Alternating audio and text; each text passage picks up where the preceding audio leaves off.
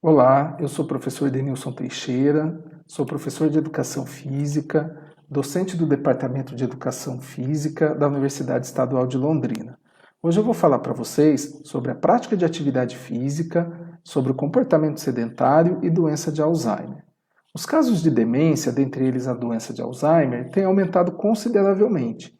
Esse crescimento está associado ao aumento da longevidade em todo o mundo, pois quanto mais a idade avança, mais aumentam as chances da pessoa contrair uma demência. Dentre os principais fatores de risco para as demências estão o sedentarismo, o uso de álcool, o tabagismo, a depressão, o diabetes, a hipertensão arterial, as dislipidemias e a obesidade. Esses fatores contribuem para o aumento de lesões no cérebro, que levam a prejuízos na cognição. O Alzheimer é uma doença silenciosa em seu estágio inicial, condição que muitas vezes dificulta o seu diagnóstico precoce. Como não há uma cura conhecida para esse acometimento, a melhor conduta para evitar essa doença e outras formas de demência é a prevenção. Dentre as estratégias de prevenção, a prática de atividade física e a redução do comportamento sedentário se destacam. A atividade física é conceituada como qualquer movimento corporal acima do repouso. Portanto, são consideradas atividades físicas as nossas atividades do dia a dia, como as atividades domésticas, as laborais, as atividades de deslocamento e de lazer e também o exercício físico, que é uma atividade física programada, normalmente com orientação de um profissional e com o objetivo de melhorar o condicionamento físico. Já o comportamento sedentário se refere ao tempo gasto com envolvimento em atividades de baixo gasto energético, como, por exemplo, ficar sentado e deitado. A permanência prolongada nessas atividades, como certos tipos de trabalho, tempo de tela, como assistir TV, usar computador e celular, podem trazer prejuízos à saúde física e mental. Estudos têm mostrado que a prática regular de atividade física e a redução do comportamento sedentário estão associados ao menor risco de demências, auxiliando no combate de alguns fatores de risco e de sintomas psiquiátricos, como a depressão e a ansiedade, que já são sintomas que aparecem no estágio inicial da doença. A atividade física atua no controle de problemas que afetam a saúde física e que, consequentemente, pode agravar os quadros de demência. Além de combater esses fatores de risco, a atividade física estimula a produção de substâncias responsáveis pela regeneração e manutenção das propriedades do cérebro, como o hormônio irisina, que tem a função de proteger o cérebro do comprometimento cognitivo. Além da irisina, o exercício libera também neurotransmissores como a serotonina, a dopamina e a endorfina, que afetam o humor e o bem-estar mental. A prática de atividade física contribui também para o aumento da irrigação e oxigenação cerebral, que melhoram a nutrição e a preservação dos neurônios. Estudos têm mostrado também que a prática de exercício físico previne a formação de placas nas células nervosas, que estão associadas à doença de Alzheimer. Portanto, nós vimos que o exercício é muito importante e a redução do comportamento sedentário também. Mas quais são os exercícios recomendados?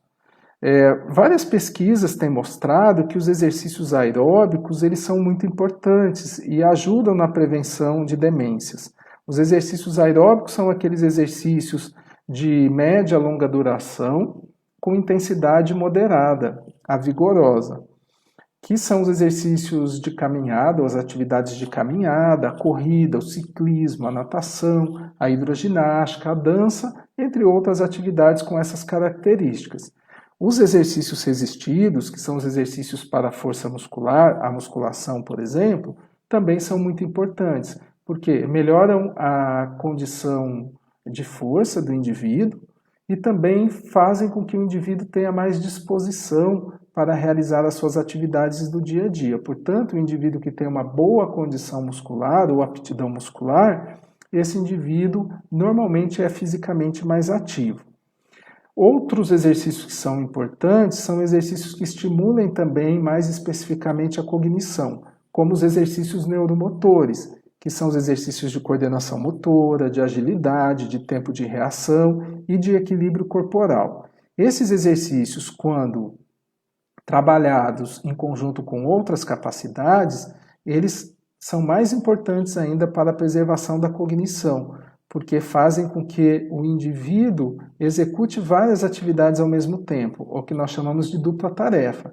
Por exemplo, dois tipos de tarefas motoras diferentes, ou uma tarefa motora e uma tarefa cognitiva, como, por exemplo, caminhar, memorizando palavras, fazendo cálculos, são atividades que podem, enfim, estimular mais o cérebro do indivíduo e a sua preservação. Uma dica importante, nós devemos realizar aqueles exercícios que nós gostamos, que nos dão mais prazer. Usando essa estratégia, nós teremos maior probabilidade de ter uma aderência à prática, ou seja, uma prática regular. Os exercícios, eles são importantes, trazem benefícios, mas eles devem ser praticados regularmente. Outro aspecto importante é que devemos atender às recomendações para a prática de atividade física, que nós devemos acumular pelo menos 150 minutos de atividades moderadas a vigorosas por semana, em 3 a 5 sessões semanais, dividindo esse tempo de 3 a 5 vezes por semana. Devemos executar também os exercícios resistidos para a preservação da força muscular, os exercícios de flexibilidade, que vão ajudar na mobilidade, e também os exercícios neuromotores, principalmente os de equilíbrio, que vão auxiliar na prevenção de quedas. Para terminar, gostaria de ressaltar 2 pontos. Primeiro, que uma pessoa que pratica exercício físico regular não está imune a ter doença de Alzheimer, mas esse indivíduo, sim, ele terá muito menos chances de adquirir essa doença do que se ele fosse sedentário ou em comparação com um indivíduo sedentário. Outro ponto importante é que se uma pessoa já tem o Alzheimer, ela deve ser estimulada a se exercitar também, porque um estilo de vida ativo ajuda a reter a evolução da doença, né, a diminuir essa velocidade do avanço da doença e ajuda a amenizar os sintomas também que essa doença traz. Sendo assim, devemos investir no nosso estilo de vida e sermos fisicamente ativos. A nossa saúde física e mental agradecerão. Obrigado pela atenção de vocês e até a próxima.